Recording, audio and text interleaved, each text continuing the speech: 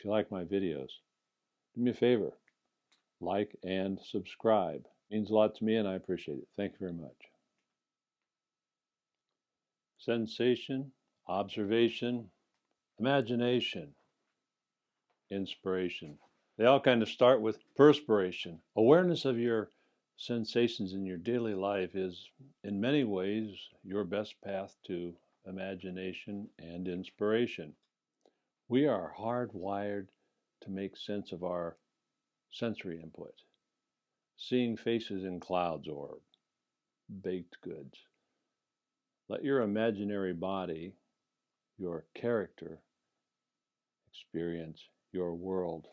Let your imaginary body have an opinion about you, about your imagination. Then imagine how that feels. I've studied with several good teachers and coaches, and one great master, and that was George Stenoff, Chekhov technique. So, with apologies to Jack Palance in The City Slicker, the secret to acting is there is no one thing.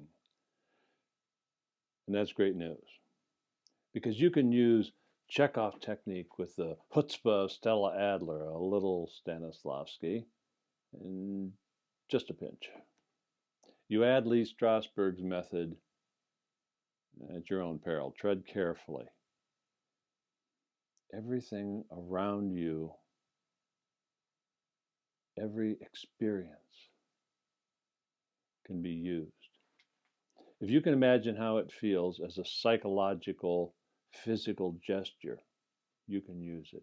Imagine how it would feel to be a willow tree swaying on a summer's day in a light breeze, and now imagine you're that willow tree in a cold, driving rain. Step into your imaginary body. Allow your character to feel that. You know, when I was young and it was cold out, I would always imagine that it was a hot summer's day, and you could just smell the pavement. It was so hot. Or if you were at the beach, the salt air, uh, or at home in a neighborhood, and you could smell the fresh grass that had just been cut in that really warm, humid air. Now, as I imagined that summer's day and focused just on how that felt, I didn't notice the cold. I felt warmer. I used to do the reverse of that in the summertime with similar results. Your imagination can stimulate you and you can stimulate your imagination. It's a two-way street. All the sensations that come back when you're doing memory work like that spark memories that are just thick with aroma and the richness of the atmosphere of the time. Remember, choosing to remember the sights and sounds and atmospheres isn't the same as emotional memory. That's another area we can talk about later. Because I wouldn't advise anyone putting any effort into intentionally going back to drag up a very negative memory and try and relive it and wallow in that and re-suffer it. So don't do that. I'm suggesting that you allow your daily surroundings to emotionally connect with your memory. Be aware, realize that sometimes they spark past memories.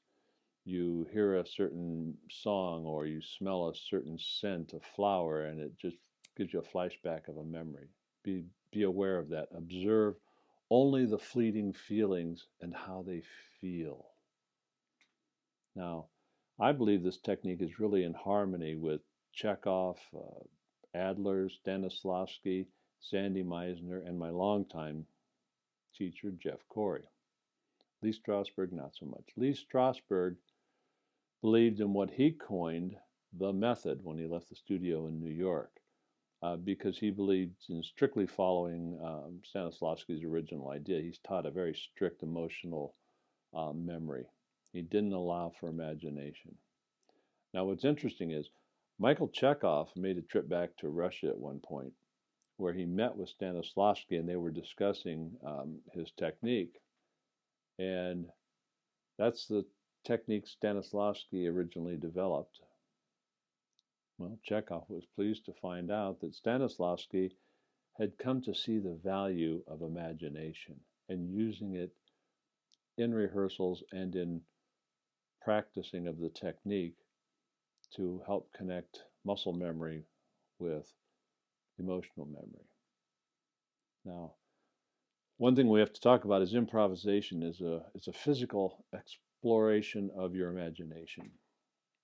Improvisation requires as much study and rehearsal as all forms of performance do. Rehearsal builds reflex access to your imagination. Every discipline in the art requires focused guidance through teachers and experience.